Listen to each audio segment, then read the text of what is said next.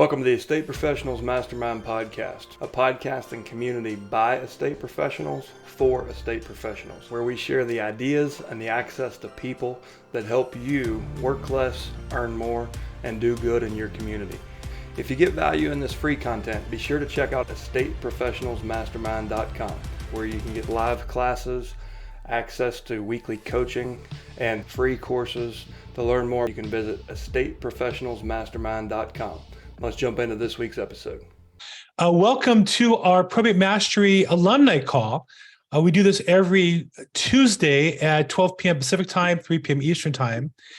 The reason why we do this is I need this, we all need this, I think, to push each other, challenge each other, help each other grow our businesses. When Chad was running this and had to step aside, I stepped in because I needed this for my business. And I also feel like if I give to you, I get back. If I give to you, I get referrals and I get other benefits out of helping people. One of the things I've learned in business is the compensation we receive is reflection of the value we create for other people. So that's why so this will be a little more real estate agent focused. This call is also more mastermind, best practices, and sharing information.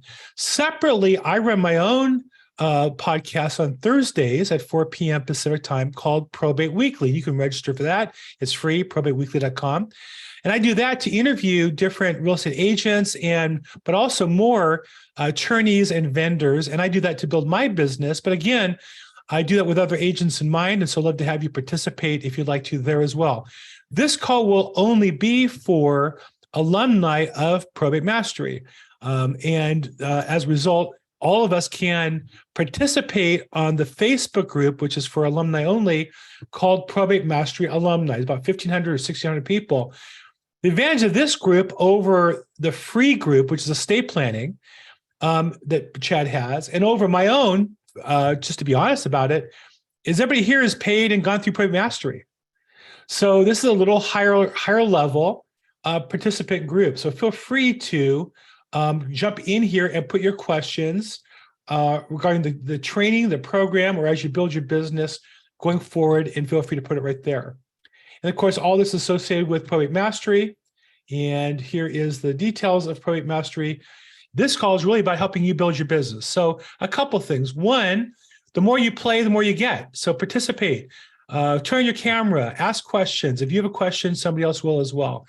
Second, put your contact information in the chat box. I literally got a request for a referral in another state within the last hour that I don't really know anybody in that particular area. So feel free to put your contact information there, and that way, and then you can download it. The rest of you can download that information and network together and place your information as far as where you work. Put your contact information is great. And I would say this, the more focused you can be in a referral group like this, what you don't want to do, for example, I'm licensed throughout California, and I literally have a national network I'm creating. But to you guys, I would say I'm the LA probate expert, because I'm not going to get a referral from you in your city or your state or other states nearby. But I imagine anybody thinking Los Angeles would think of me or somebody else similar who's focused in Los Angeles or Orange County or maybe the San Fernando Valley. So put your specialty area in there and try to be focusing on where your specialty is. You're more likely to get referrals there than you are trying to cast a wide net where other people also participate there. Okay, good. Lots of contact information going in the box. Glad to see that. So feel free to jump in if you have questions. Either raise your hand or put it in the chat box.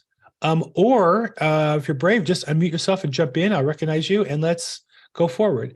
And McKenna answered correct. So McKenna, actually, rather than put correct, put Bill was right. I think I'd rather see there than just correct. Just kidding. Okay, good. So I was correct that Dave's is the estate planning part. Who's got a question, challenge, victory you want to share, or story you want to tell? I got a great one, but I could talk all day on this stuff. Who's got one that you want to share? Anybody? The Larry Smith group. Oh, wow. The Larry Smith group is back. Previously, we had Larry Smith. We had some other facts of that, but today we have the Larry Smith group. What's up? Bill, I have an identity crisis. I'm working through it. Okay. So, question. So this is a win because this is a continuation of my probate listings that I got potentially up to 16 listings. We'll see how that plays out. Wow. It's going to take a long, long time, but we're on number 2 now. And this is one I've never tackled before, and I'm hoping maybe you and the group could kind of give me your best thoughts on it. So it is within a city. It's a 12.5 acres undeveloped tract that is surrounded by largely 1 acre tracts. I checked with the city planner. It is currently zoned called RE5, which means you have to have a minimum 5 acre tract to do that, to build on that property, which means that the most you could get out of this is two houses if you took it in its current zoning.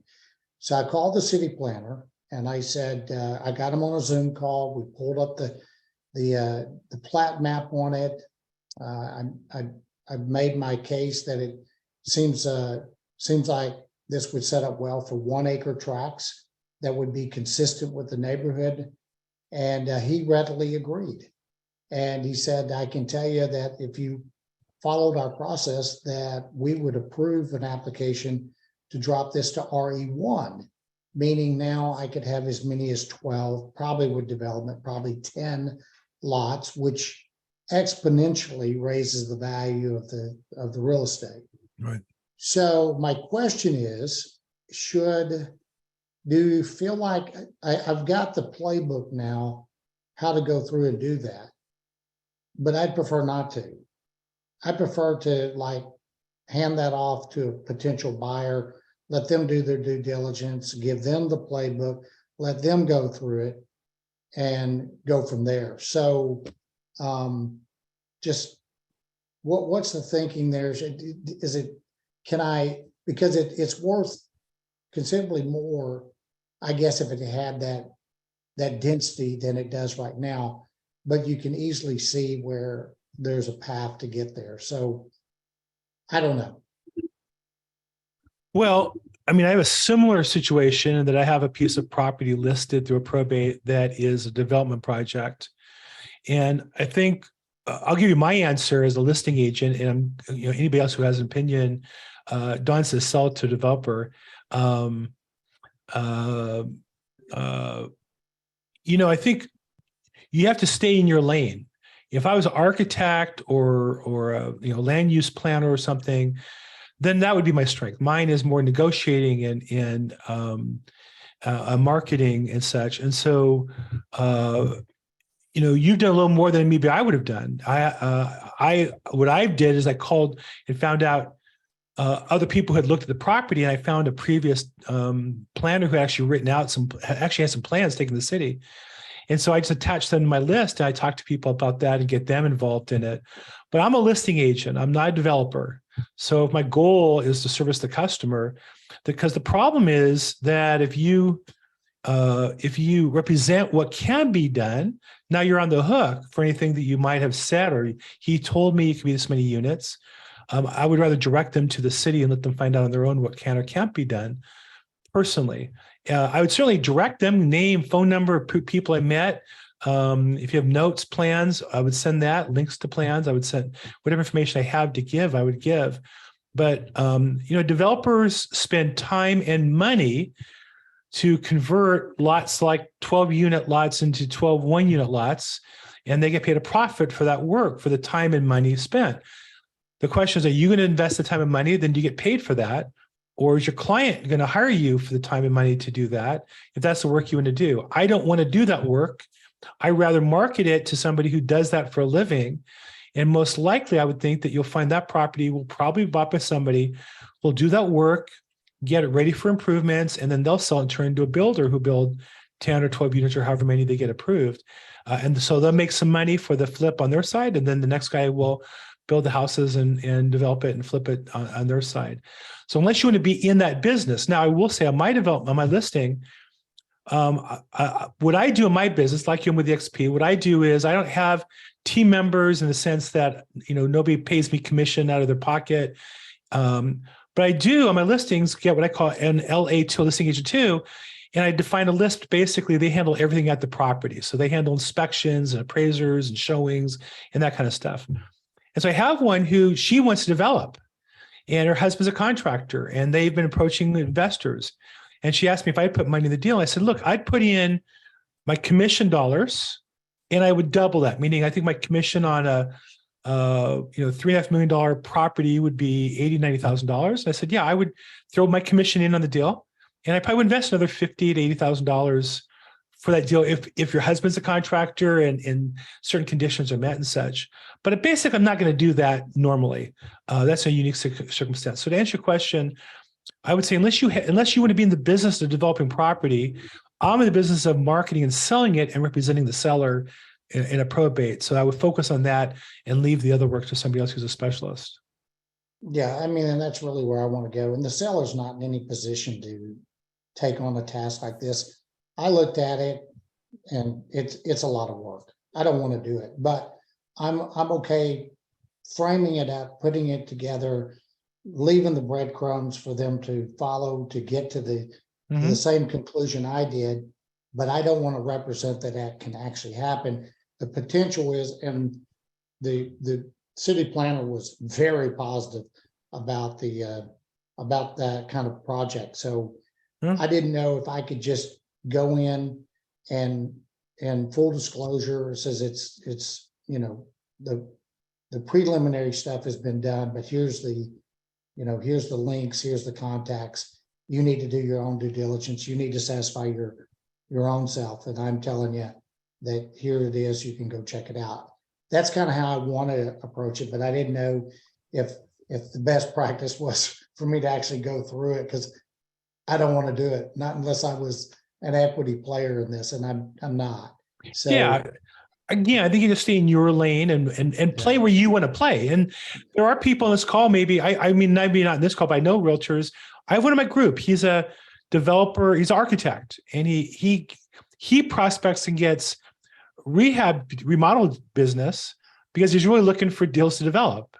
And he would love getting a list like that and playing with it, developing it, because that's what he wants to do. And he has some skills in that area. But I don't have those skills. I have other skills. So I want to play to my strength and leave that to somebody who does that. But my job is to get the seller the best return in their investment. And the best is to create a competitive environment for the developer most likely to pay the most for the property. We'll do that. Probably that's the developer who will create the most value on the property as well. Because if he or she creates the most value, they can pay the most. If they're not creating any real value, then they have to pay you less. So our job as a listing agent is to find the best developer for that property. And you've done some work on it. And now if you can present it out to the world, I'm sure the people who look to do that work, you're in Dallas Metro, right? Yeah, DFW. Yeah. Yeah. So what's the building market like there? I know some areas are crashing and some are still moving along. What's it like in DFW today? It's blowing and going. We're still short 25,000 units here, and it's robust. I think there's builders who'd love to get their hands on a project and take a look at it and pay a fair price and get as many as you can bidding on it. My big challenge is there's really no, like, if you go into comparables and try to start comparing this, you really are stuck with like coming up with a retail value based on how many lots it could produce and what those lots are selling for, and then go, okay, well, I got to back that off to make it well worthwhile for a developer, because they're going to come in, just like you said, play the middle and then develop it out and sell the lots to builders. You might get a builder that would take that project on without a developer, maybe, and might be willing to pay more money. But probably the full retail on it is probably, develop streets in, utilities, everything. It's probably about 2.5 million. It's about 10 lots at 250 a shot. It's about 2.5 million. So it's like going, where would I need to be as a developer to come in and buy that and have enough skin in the game, have enough profit where at the end of the day it was worth it to them. I don't know that, because that's kind of an area that I don't really know a lot about it. Now, I'm not a retail listing agent, meaning I'm not looking for sellers to list properties with me. And where I live in LA, we don't have those kind of developers, right? We don't have I mean, I'm sure there's some somewhere in the greater LA area, but I haven't driven by one in a year where we have 10 units being built. But I know where you are, that's a regular part of the business, or in the greater metro area. What you might do is find builders of those size projects and approach them. Not that they would buy the lots as they are, because oftentimes they want to buy finished lots that are already subdivided, but they might know the guy. And that's how they get their deals, right? They get their deals from that guy or gal. And so now you're kind of giving them a chance. But more importantly, it's a chance for you to meet with them. If you're so inclined as a retail agent. If you're not, you're with the XP, find somebody else on your team who might be, and let them use this listing as their tool to go to those 10 to 20 unit builders. And I know you guys have a lot of them in DFW, and go to them and say, hey, would this be a project you'd be interested in? And here's what we've discovered. And maybe you're not the developer, but maybe you know somebody is, and you can build on it. So to me, that'd be using the listing to get some more business, which would be a good use of it. Again, that might not be you. It might be somebody on your team that you know, or a colleague but I know people use that to get listings all the time. That is actually a great idea. So actually, we do have in that 3 to 5 mile radius, I did locate 2 or 3 small projects, the 8, 10, 12, 20. That would be a great place to go out and network and find out. So I think based on that, what I'm going to do is go ahead and finish the listing. I'm going to put it up as coming soon. Whoa. Always get the listing. Well, I'm already this close. But No. Then if you're that close, let's just get it done. Yeah, I mean, it's already on the works right now. Good. So I'm going to finish that up, probably go coming soon. I'm going to go do some more due diligence, and then I'm going to come back and finish the final on the pricing. And then probably I may even find a buyer while I'm doing that. Good. And then just list it, sell it, and then hand off the information. They know more about that than I do. And let them take off with. In fact, they probably know all the people better than I do. So yes. So good. Interesting. You never know what you're going to run into.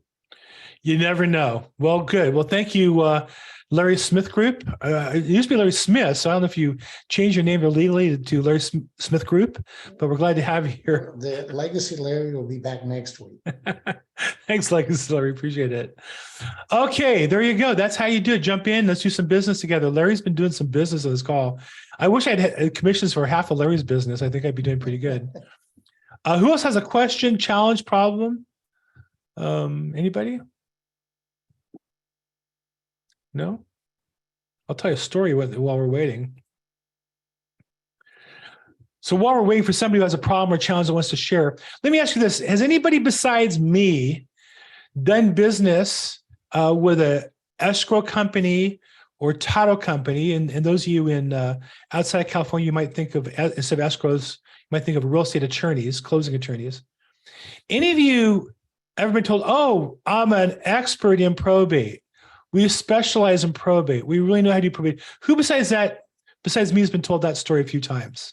And then you find out they know nothing about doing probate. Anybody? Or they kind of make up their own rules. Like they'll say, well, you can't do that. Well, where does it say that? And maybe you didn't know that was happening to you. So I just want to share with you guys, what happened to me recently.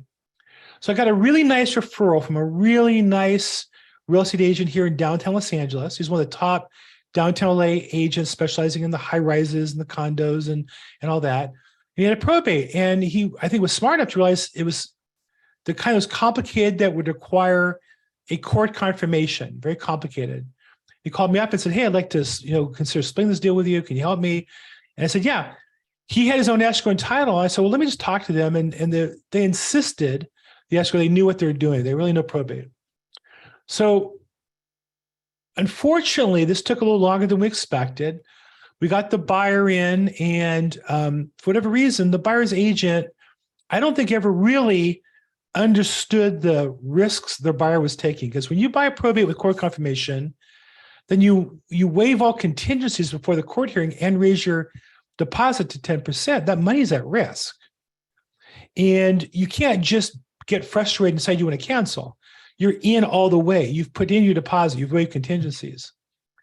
And the court filing took a little longer than it should have. And the buyer's agent were freaking out because rates went up dramatically during the time. understandably, they're frustrated.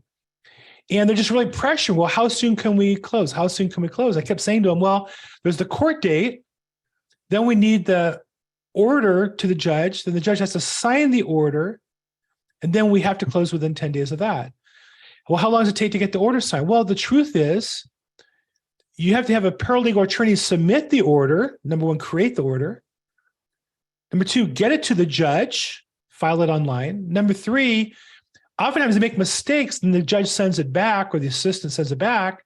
You got to correct those mistakes and resubmit it. And I said, frankly, I've seen that take months. I've seen people give up and never get it done. My job is to watch it like a hawk and make sure it gets done. And in fact, we pounced all over it. And it wasn't my attorney, it was a paralegal. And even though she insisted she knew what she was doing, she was, I think, wrong at every time that she questioned me, proved out wrong. So finally, good news is she submits the order, comes back, one small typo on there, she resubmits it, we get it approved. Now, who here knows what the next step is? Anybody? At least in California, what's the next step? You have the signed order from the judge online. What do you need to do next? Anybody know? So you need to have an original certified copy, because here in California, we're kind of back in the Stone Ages. The title company wants to attach a certified copy with the grant deed. Even though they can verify online it's legitimate, it's probably pretty easy these days to falsify a certified copy. I would think it'd be easier, but they want an original certified copy, which means what? How do you get an original certified copy? Does anybody know? Well, you go to the court and ask for a copy and you pay for it.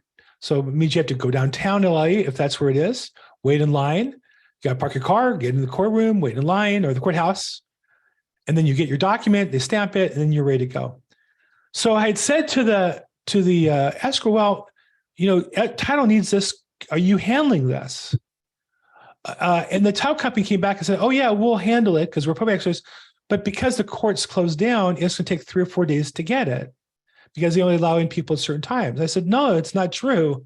The court's wide open. You can walk in any time and get documents. And so here they're telling us we're going to wait 3 or 4 days. Why? Because they weren't going to send somebody down there. Probably they're going to do it by the mail or some other, who knows why they said 3 or 4 days. But literally I got it today. I use a service and they pay somebody to go down, stand in line, get the document and bring it to me. And I can in turn charge that back to the account if everybody agrees to it, to the escrow or to the seller or the buyer or whoever. But it got done like that. And so I want to say is, how do I know that? Because I've gone to, in LA County, the first floor research room, and I've gotten them personally. And while getting that document might not be lead generation that time, the next time it is, because I know what to do. I have the confidence of knowing what to do. And that confidence comes across when you talk to your customers. And so I tell people, and in the past we talked about going to court to generate business. I think that really, if you really want to be a professional, you want to know the whole process. And if there's something that happens that you don't know about, jump in and figure it out. And then the next time you can tell people what has to be done and say it with authority. Does that make sense? So I'm not saying this to my horn that what I did was so difficult. In fact, it isn't difficult. Anybody can drive to LA County Court, go on the first floor, wait in line, fill out the form, get the document. It's not magical. But what I challenge you guys to do is take on the attitude that a professional does that and or has people who does that for him or her. Is that interesting or not? I find it fascinating. I just find when people tell me they're experts, it's never true. It's like they just really, the more they tell me an expert, the less they really know. Bill, I have a question. Maybe it sounds silly, but that brings up in my mind, since I'm new at this, how would I find out whether these people really know what they're talking about to start with? Is there sort of a magic question? Well, first, Liz, with your accent, there's no silly question. You always sound so sophisticated to Americans. So number one, I'll be honest with you. I am a sucker for a story. And when people tell me that, I fall for it every time. Now, I will say that I probably trust but verify. And of course, with real estate agents, I can go to the MLS and check how many properties they sold and how many were probate, right? That's available information to me as a real estate agent. And it always surprises me how many people who claim to be probate experts haven't done any sales in the last year or two, let alone probate sales. I think second of all, you can look at their listings if they did list property and see what kind of verbiage they put in. I think that there's three stages. There's the know nothing, and their listings are completely barren, incomplete, and show a lack of understanding. There's the newer ones who overcompensate and put too many words in. When you read the listing, you can tell, like they'll repeat themselves 2 or 3 times, or they're focused on the wrong things. And then I think you can see what I did when I started was I researched who the top agents were in probate and looked at their listings to see, well, what should it look like? And this day, I literally have a search in my MLS for every single probate list that comes in LA County. And I look at the listing, I look at the agent remarks and the private remarks of every single one. And that, to me, that's a clue. To answer your question specifically, the escrow and title, I would ask who they work with, what escrow officers, what probate agents they work with, and or what attorneys they're familiar with. But look, even one of the most prominent advertising probate expert escrows, I'll give you a minor example. So I was on a deal with one of the top escrows who advertises a lot. They're experts.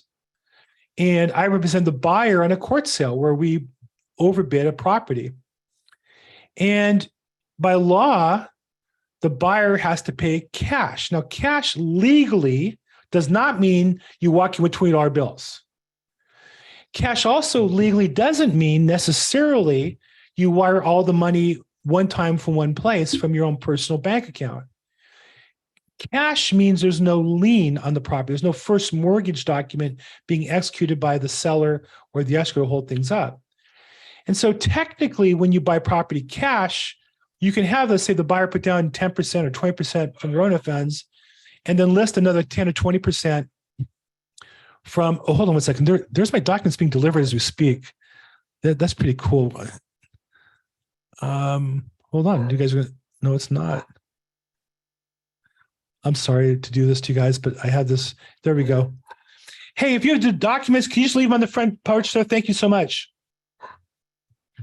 How's that for automation? I have a service that went to the court, got the documents, they deliver it to my house. He's putting it on my front desk. I have FedEx picking it up, sending it to the customer and title company. I didn't do anything. I didn't leave my house. Okay. Where was I? Oh, cash. My buyer was going to, wire money in from a hard money lender, because technically a hard money loan, unlike a regular loan, you don't have a deed of trust go to mortgage. Really, a hard money loan, normally they'll underwrite the file on the property and then the money, and they just wire the money to escrow and they get their loan done after the fact. And so the escrow said, no, the money has to come in one check from one person. I said, well, where is that in the law? Show me the law where it says that. Just because you make that up doesn't mean it's true.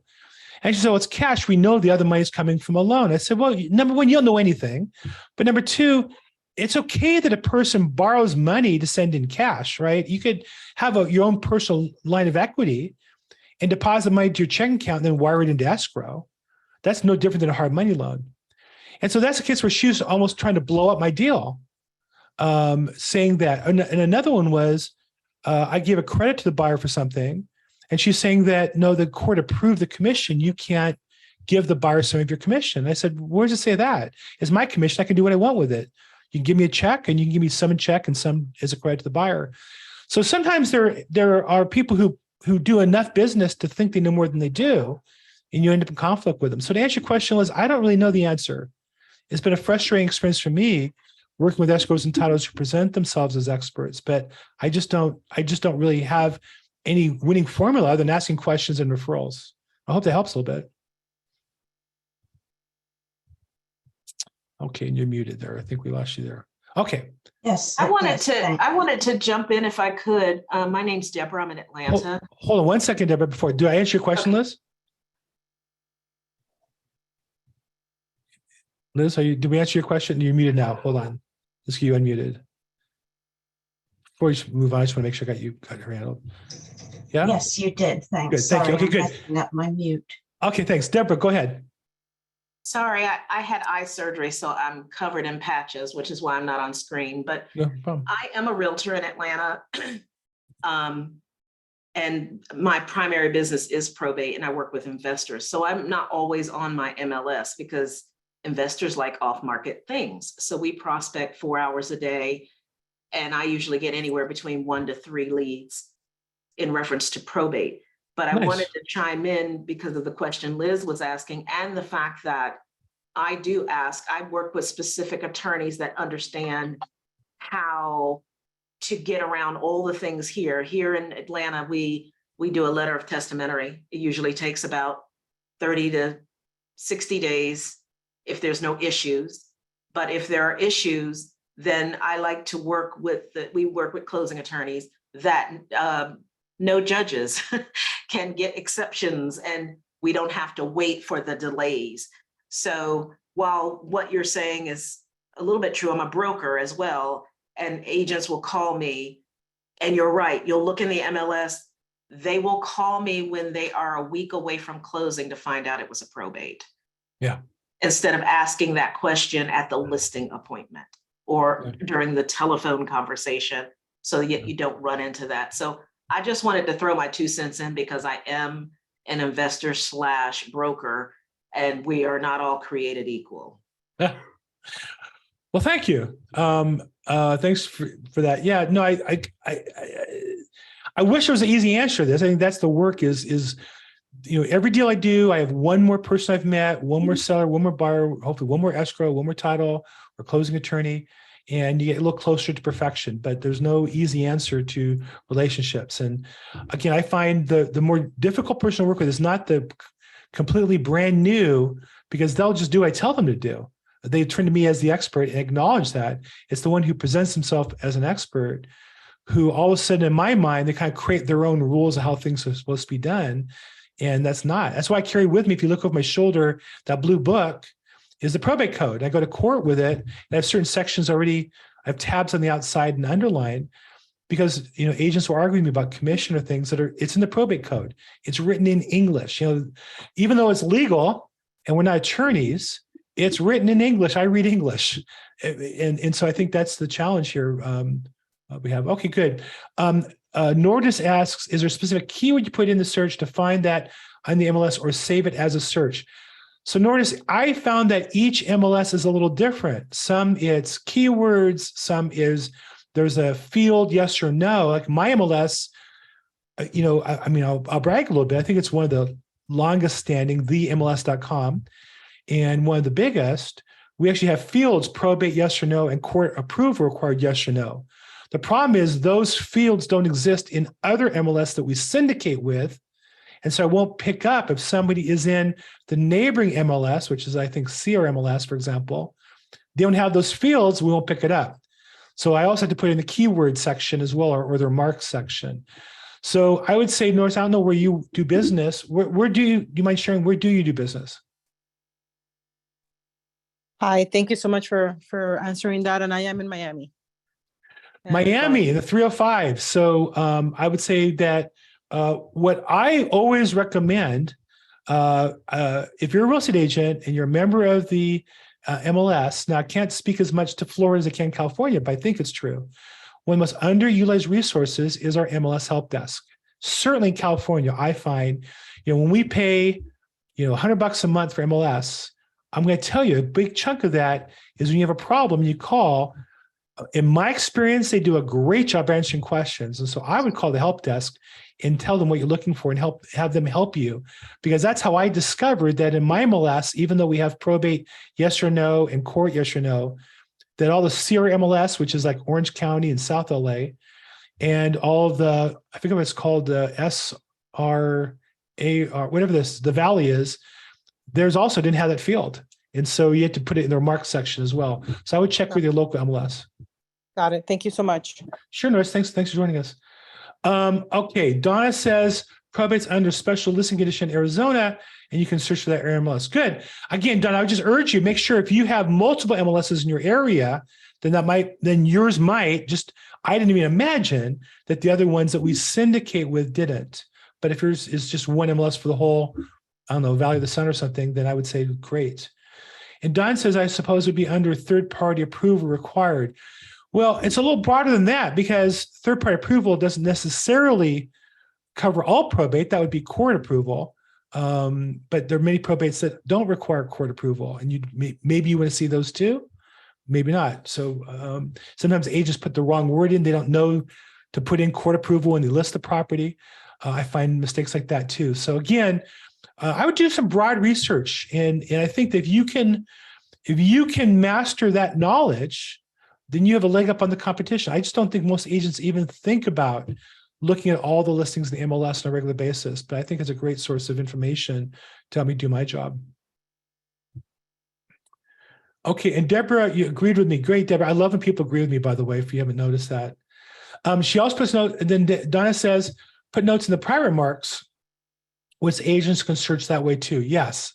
I would say even in addition to the fields, yes, for probate or yes or no for court required, I also put in the agent private remarks the words probate and court confirmation so that people in other MLSs will pick up that information if that's what they're looking for.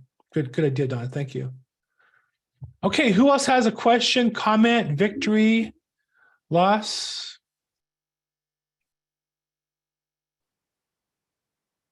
I mean, I can share another couple stories if you want me to, but I'd much rather share yours. Hey, Bill. Hey. I've been making my phone calls, talking to a lot of people. I'm a little surprised about the people that are so receptive. Bye. See you later. Isn't that interesting? You're surprised that they are receptive. Because I get a lot of like they're really unsure. And then I just tell them, hey, listen, we just like to help out with the probate, get it closed, or, if there's a specific thing you're stuck on, that's what we do. And then a couple of people said, oh, how'd you get my number? And I'm like, well, it's public record at the county courthouse. I didn't know what else to say. And he's like, oh, okay. And then I had somebody say, we have an attorney, we have an accountant, and we have a realtor already. So I just said, all right, that's great. Sounds like you're ahead of the game. If anything changes, let me know. I don't know if I should have went on. I should have asked if he had the proper insurance, but I figured if he has everything, I'm guessing he's got it down packed already. Well, let me ask you, in your market, are most real estate agents competent?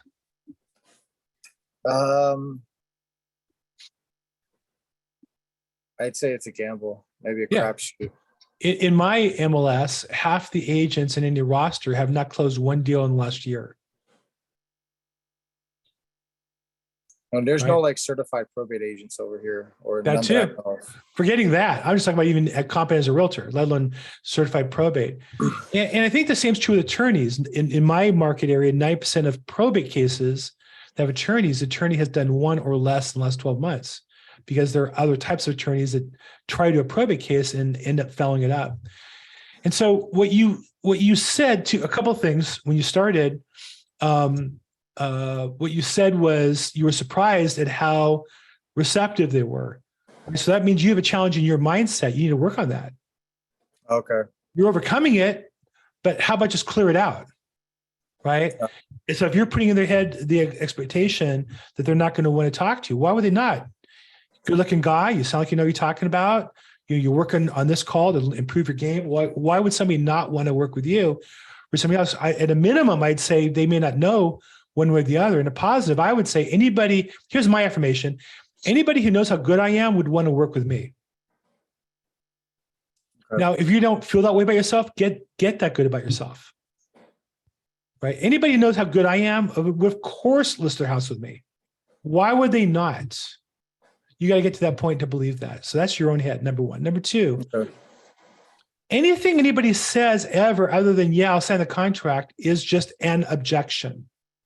The definition is they don't yet have enough information to choose you. Now, if they know you're better, they would choose you, but they have some questions in their mind between saying yes and where they are.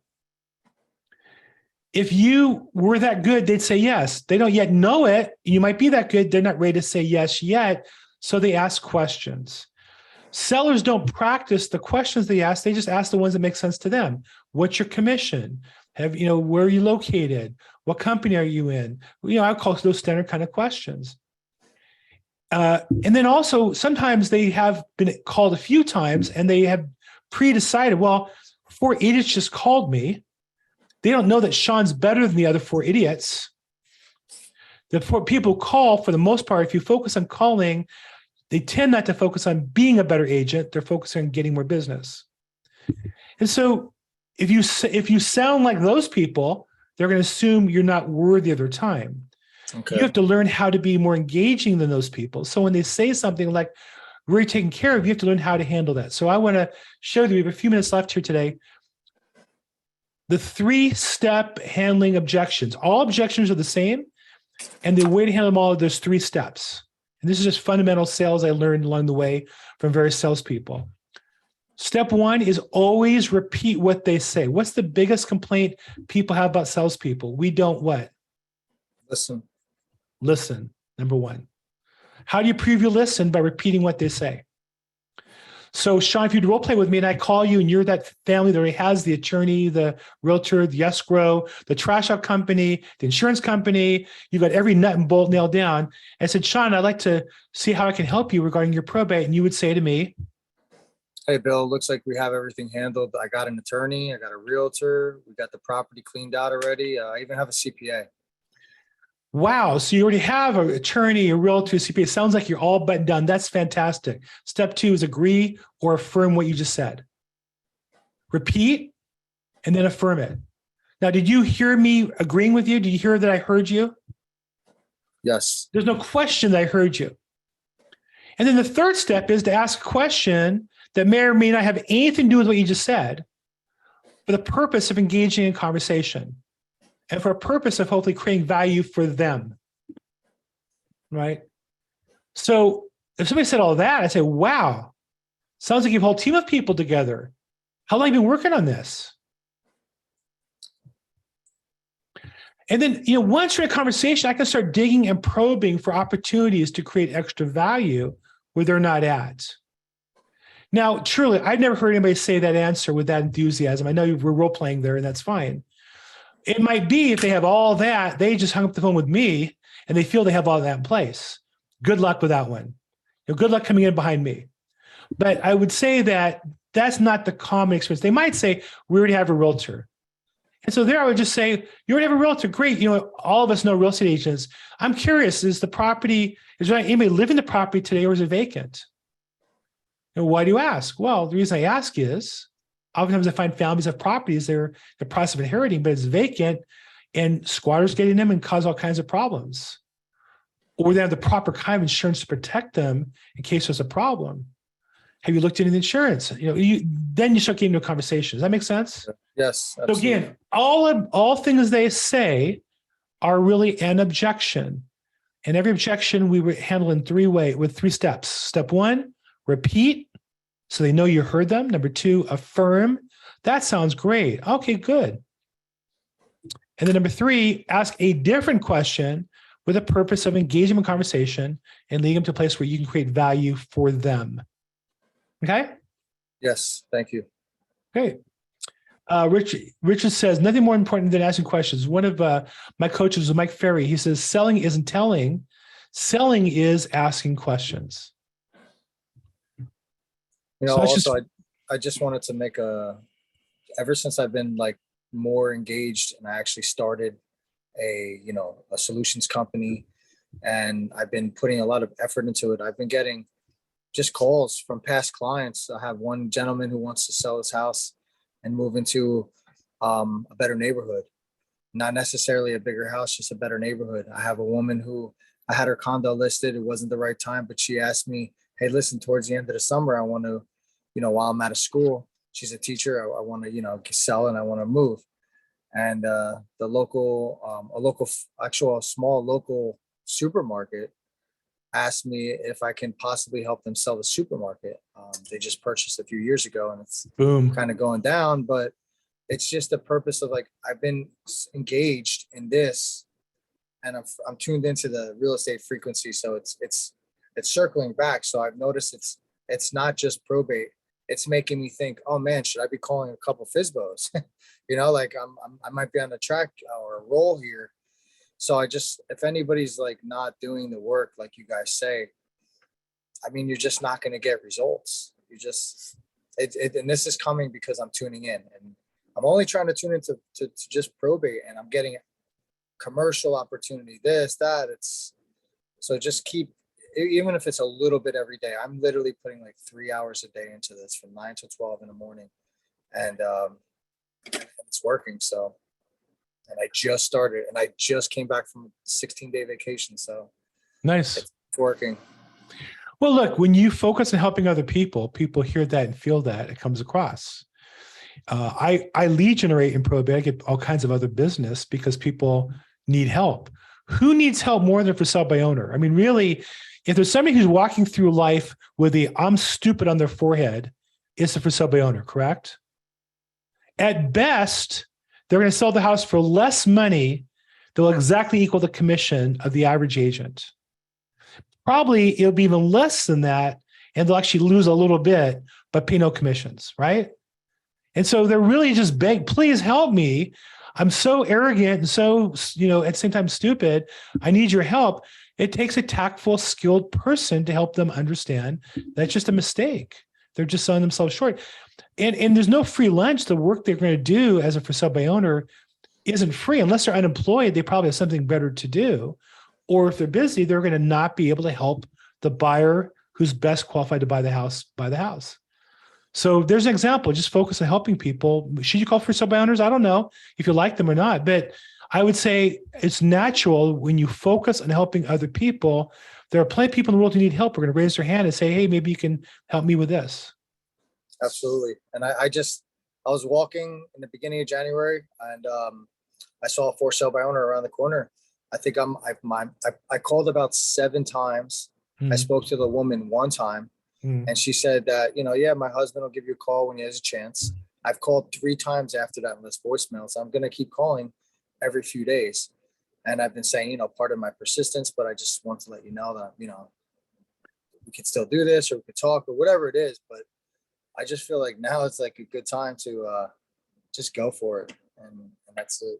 Well, I'd rather call 10 for sale by owners and talk to them than speak to 1 10 times, because at some point, we want to work with people who want to work with us. When you start your business, you need to put more time and effort in, but over time, you should be accumulating people who want to talk to you and want your service. So just I'm not sure where you are in your career scale, but at some point, just be careful about.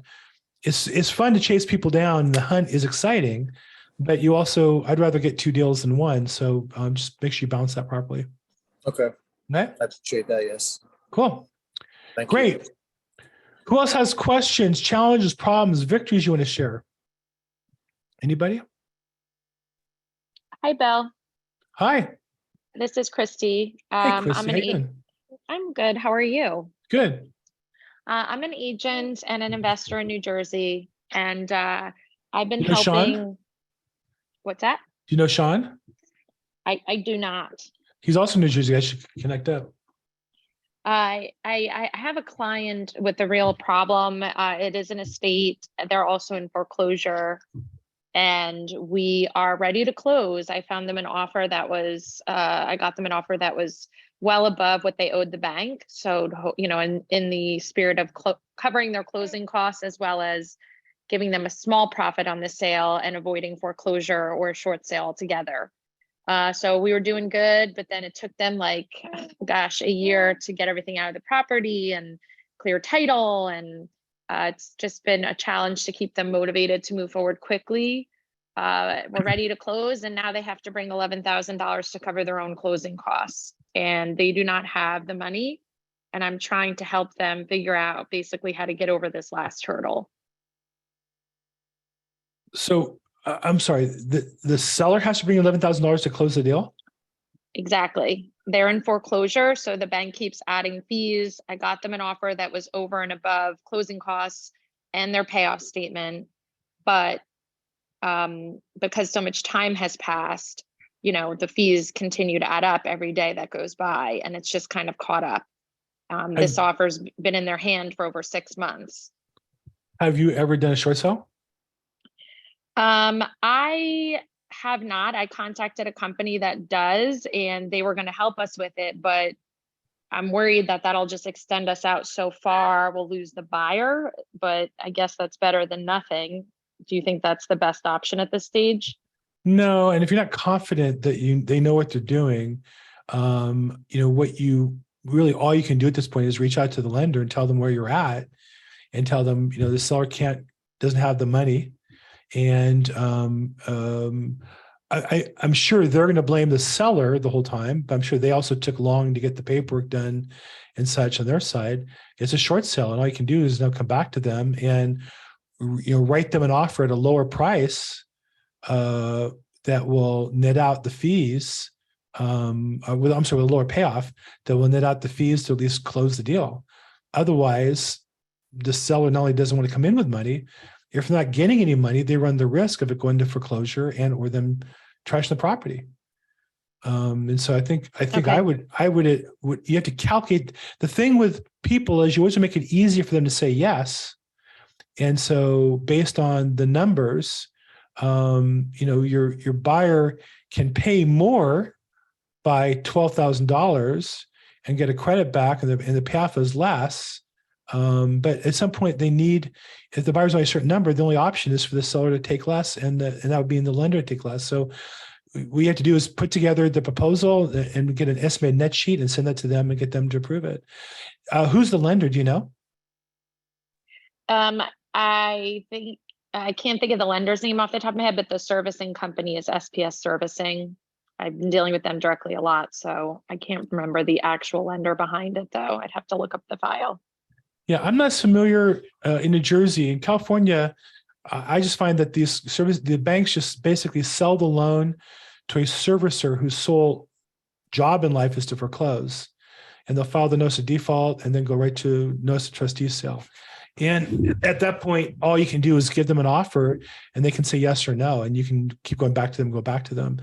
There's certain laws in certain states that require them to consider at least alternatives before they foreclose. So I don't know New Jersey well enough, but are you with a brokerage? You with a big company, small company? Yeah, I'm with EXP like you. Oh, I think I just talked to your state broker actually, one of the managing brokers yesterday, as a matter of fact, New Jersey.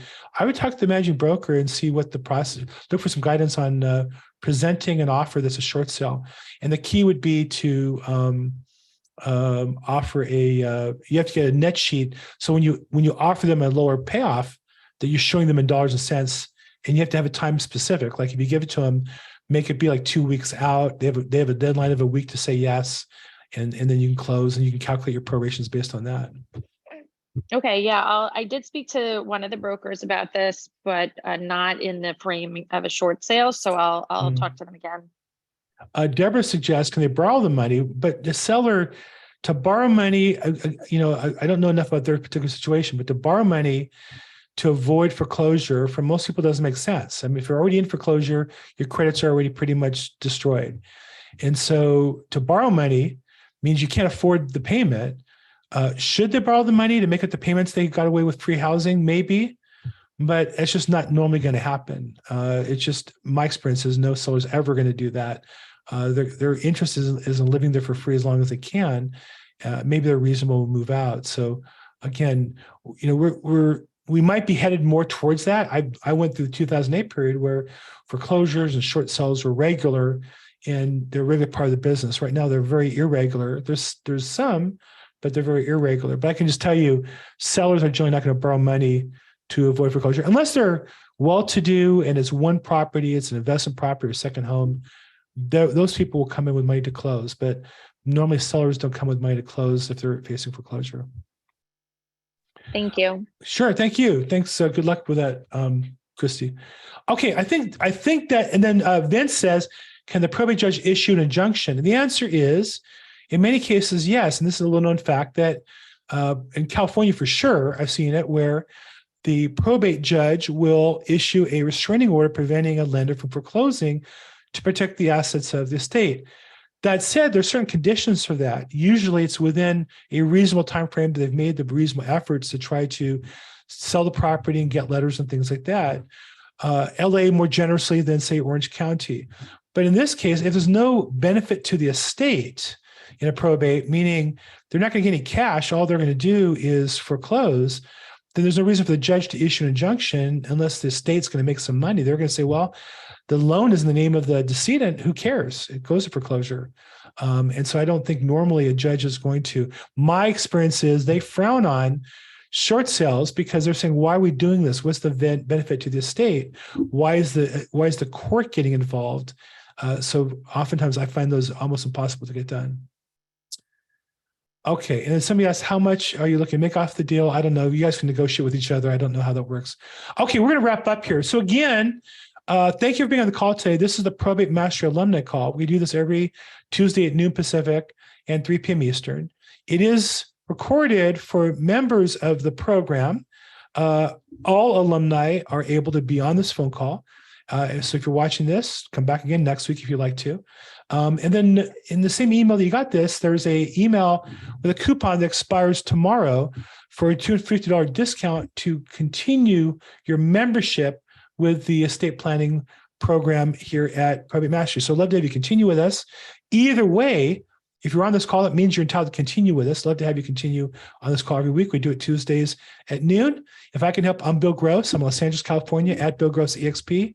Reach out to me, call, text, or email if I can help in any way, and make it your best week ever. Thank you so much, everybody.